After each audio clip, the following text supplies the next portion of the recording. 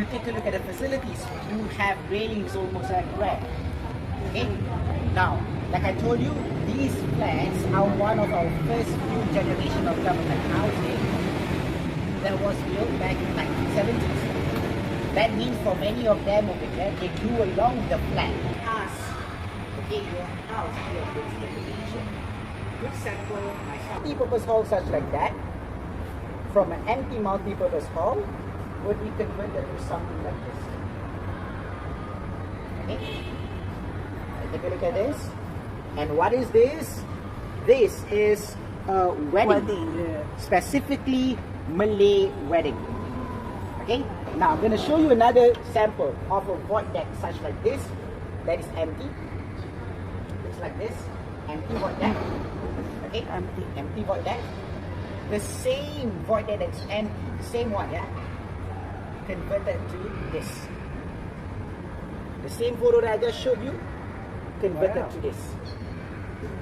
So you can have the purpose hall outdoor void deck like this, converted into something amazing and beautiful. And this is again very close to me because why? For different races, okay, typical like this or even the one that there. How many people do you think typically will be invited for a Malay wedding? 300. 300? Okay. Okay, you can compare with maybe how many of the 300 to use a lot already? 500. 500? Okay, so 150. Alright, that's good. So ladies and gentlemen, for a Malay wedding, right over here, typically 1,000. How many people, okay listen up, how many people did I invite for my wedding? 1,600 people. Exactly. So what happened was that when I was taking the photography session with my wife, I was saying, did you know who's this? No, I thought it's your friend. No, it's not my friend. So basically, because for the Malay community or culture, Kampong spirit or village spirit is very strong. Most times, your grandparents, your parents are the ones who are very excited for your wedding and start to invite a lot of people. Your invitees could be less than 50%. The remainder is 50, 75% could be your parents' invitees. Okay, so to share with you, again, this is a very unique culture because why? You have 1,000 people coming in. Can every 1,000 fit in this area? So it works like office hour kind of thing, where every hour there will be 100 people coming in. Okay? Remember I was telling you about racial quota? Why is this important? Now I'm going to give you a few scenarios. Okay?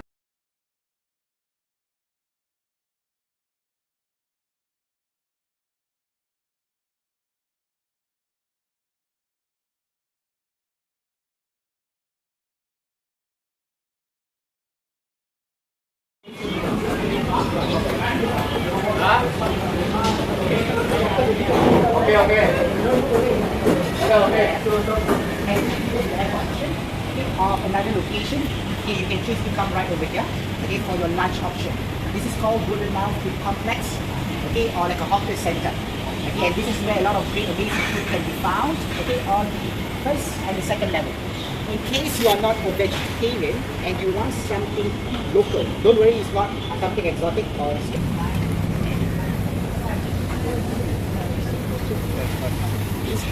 Yeah. You say now, in his generation, it's free. yeah Yeah. But mate, his dad's generation, they have to pay for it.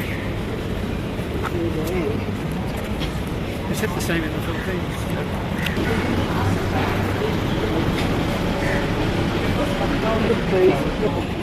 there's a mosque there too.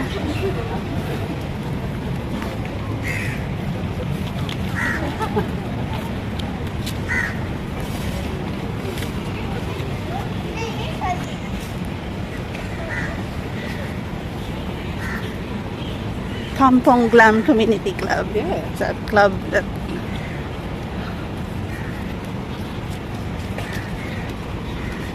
money to come with them. That's why money. Lucky, everything the government give. Last time, even the food, canteen, they love to complain. The food tastes like prison food. When it was camp last time, literally said the food tastes like prison food. Yeah. Not really over there. But now it's really amazing. It's amazing. Huh? Yeah, so depends. Maybe for the army, for me, I was from SES. So for me, it's the yeah. So it really depends on the book, and of course, like I was telling you, just want to share with you guys, national service. We have different kind of vocations and jobs that can be allocated. So prior to enlisting, you will go through your medical check, plus of course I think your EQ, IQ check and all those things. So based on that results, they post you accordingly. For me, I was supposed to do civil defense, and I was pretty much okay. And of course, they also say also follow on your generation. So my father was from firefighting. So the one I was referring to was my stepfather. But my father, my biological father was from civil defense, and then my brother also went to civil defense, and I knew higher chance I'll go to civil defense. So when I went in, I like she was asking me, Bas, do you enjoy going to national service? It's really subjective. So for me, when I entered, obviously I didn't like it because technically there's 2 years of like going through military service and kind of instructions and all that. But I tell myself I want to make full use of my time in 2 years. So obviously I was in firefighting, right? So I really want to pray that I get into firefighting. But I think because of my height, maybe, I'm not sure, I didn't get into firefighting, and I was really disappointed. I was really sad. I was saying that please don't put me to any other vocation because I really want to do something for the next 2 years. And I think eventually I was put blessing in disguise because for me, I don't like the heat. Yeah, and that's why I always tell my guests, right, today's a good weather. Usually when it's a hot and sunny day, I always tell my guests that 90% of the time you see me hiding in the shelter with all of you because I don't like heat. Today is okay. Yeah, today is okay. Yeah, today is okay. Because there's no sun at all. I can't find, Yeah, but I don't like the heat and I cannot see the light. So how can I be a firefighter if I can't study these things, right? So blessing in disguise. So what did I get eventually? As a fitness trainer. Yeah. So for the next 2 years, or the past 2 years, I was going to camp, wearing singlet, shorts and sport shoes, and then training people to become firefighter. So for me, it's a good time of my life because I don't like to wear uniform, I don't like heat, and I don't like to sweat that much. So being a fitness trainer is the best experience. That's what I was telling you. This is subjective. I enjoy my fitness training. Okay. Anyway, that's a little bit about it. Alright, now coming back to where we are. Obviously, the building in front of us is the major highlight now, and I think you can recognize this is a mosque. Okay? But some people do get the sensing that, share with you, ladies and gentlemen, is there any chance that you can find? Yeah, ladies and gentlemen, this is I'm going to share with you a little bit, okay? This is the Leaning Tower of Singapore. Now what happened is that, the question about is a little bit, so what happens is that, first thing first to share with you, like I said, I'm born and raised here, so I do not live far from here. So I've been going to this mosque since I was young. But I never knew that it was cleaning only after I became a guide. That was 6 years ago. And that was because another of my guide was telling me, give us, you know anything about this? No? Like, I mean, I knew the history, but nothing much about that. And then he took the town, and then also I realized that it was cleaning. So why was it cleaning? Now, where we are standing right now, it used to be a swampy ground. So because of that, it causes it to be chilled about 6 degrees. Okay? Now, they obviously wanted to fix back, but they realized, you know what? Let's just make it like that and see whether people realize and make it secure and make something to the mosque. Okay? So this mosque is called Hajjah Fatima Mosque. And it's one of the mosques that is named after a female benefactor. So Hajjah Fatima, okay, is a rich or wealthy person who married a Buddhist prince. So a lot of people were kind of jealous, okay, and they tried to break into the house, set the house on fire. And just to share with you, ladies and gentlemen, this was back in the 1800s.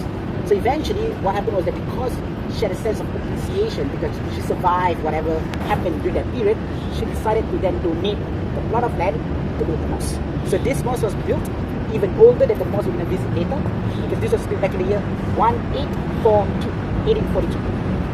Okay, it's one of the oldest mosques around, and you can see for yourself, it looks really grand. Now, I'm just going to quickly share with you an old photo of how this place used to look like, and once again, you can see the amount of effort that the government have put in.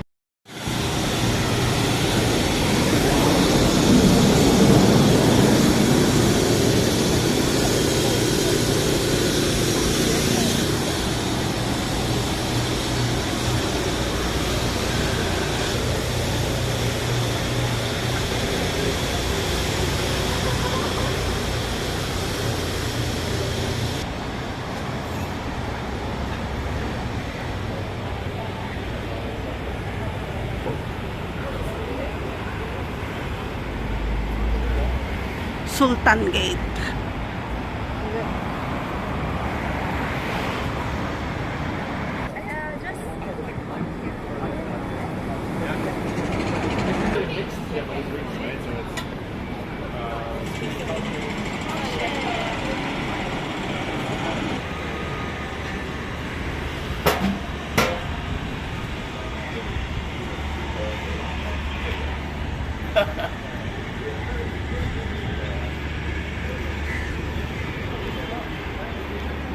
Is Ross there? Oh, I followed. Kampong village.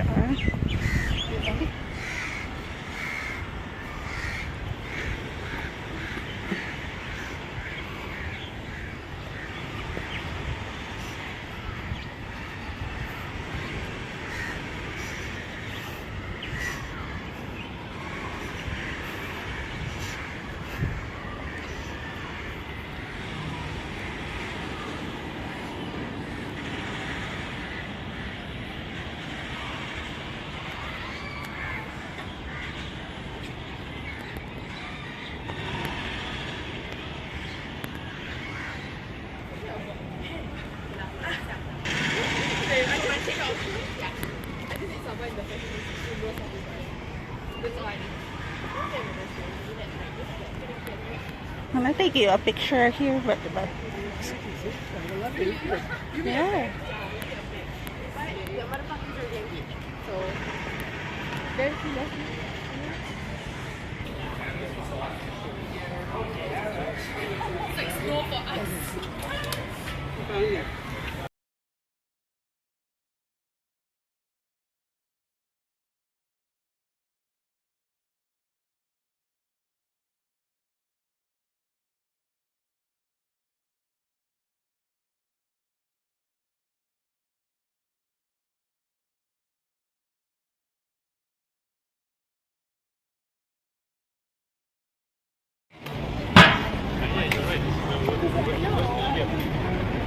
시지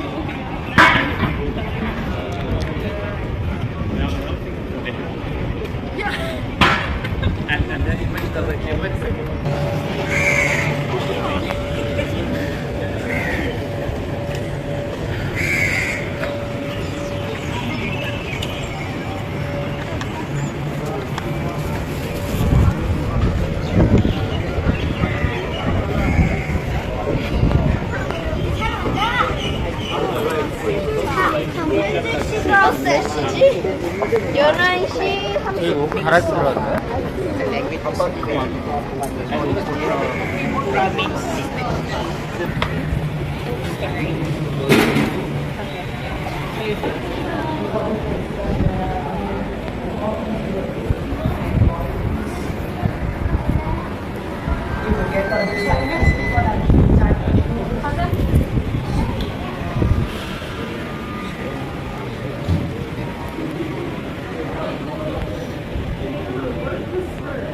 So basically, there's two wearing shots because very sleepless. Yeah, they need to be able to. You guys okay? So the first question is good. Okay. Right? This small boy, whenever my mother or my father asked me to do this small, one thing I think, how much I'm going to sweat inside there. With this raw intention to go to a mosque, right? So the full capacity of this mosque is about 5,000 people. Right? So it's both for men and ladies, but of course, majority of it, 3/4, is for the men. Right? The ladies will also be praying on the top. There's like a section where they can be separated and all that. Right? Now let me now quickly run through with you some basic information and structures of the mosque. And what happens is that for us Muslims, we believe and we have to do our 5 prayers. Okay, and there's the reason why you see certain common structures. One of it, time bomb. Every mosque will have a time bomb, and then will actually tell you the prayer timings. So the first period I would like to quickly run through with you, okay, is we have to do our 5 daily prayers every day. Okay? And it starts as early as not 5:24, that is the timing I will show you later. The first prayer timing will be 5:34, 5:34. that is what we call as the pre-dawn prayers or subuh. Okay. Then right after there's another timing called 6:50. There's a timing 6:51. Okay, but we read from right to left. Yeah, right to left. Yeah. So 5:24, 5:34, 6:51. That is not the prayer timing. That is the time of sunrise. So for us, if we want to do our first prayer, we must do before 6:51. Okay? Now, the second prayer of the day will then be 12:55. Then followed by the rest of the prayer timing all the way to the last prayer of the day, 8:05, which is at the end. Prayers do not have to be inside the mosque. It can be anywhere. Like for example, we're just gathering outside. Okay. Just to quickly show you. So do those times have to be followed everywhere? Yes, so basically different countries, different cities have different timing. Yeah, because of the sun. Yes, because of the sun. So just to show you, this is pre-COVID, where when we were standing outside, people were all praying on the streets. Okay, people were praying on the streets. Okay, and of course, ladies and gentlemen, prayers-wise, as long as you are facing towards the holy land, which is Mecca, okay, it's fine. Of course, you have to take an evolution and all that. Okay, that's another something to share with you as well. Alright, so that's the first pillar. Second pillar is fasting during Ramadan, and that will be happening for 30 days and once a year.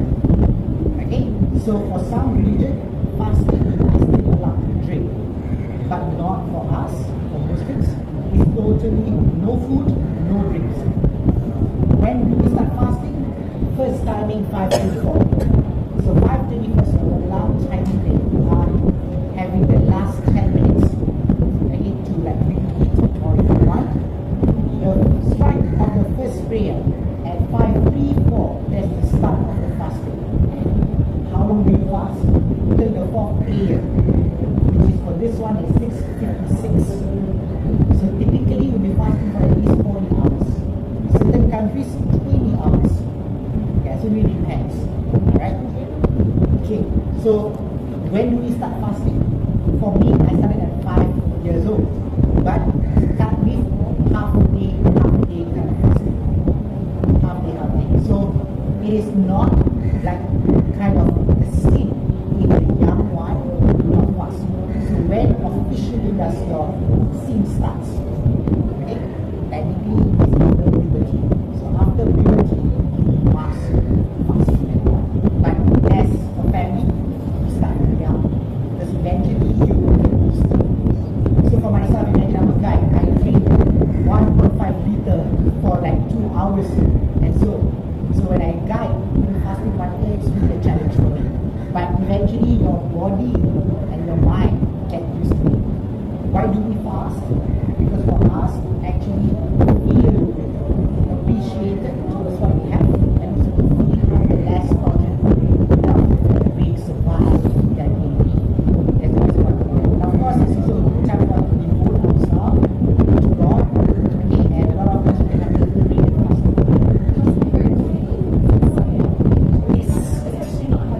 So trust me, like me, I play sports during fasting month as well. So one good thing, and I think maybe it's just how God put your body. Eventually, your body will just switch to fasting. So your first few days will be very tough. And I'm talking about seasoned people who have fast. Yeah? First few days will be tough, but by the time you go in the first week, your tummy will just get used to that. For some people, right? They're talking about do you lose weight? Subject. For me, I will be so hungry during the day. But when it comes to breakfast, so many food that I've been eating, right? But I just couldn't eat because my hunger space has shrunk. Some people, the moment breakfast, right, everything on the table.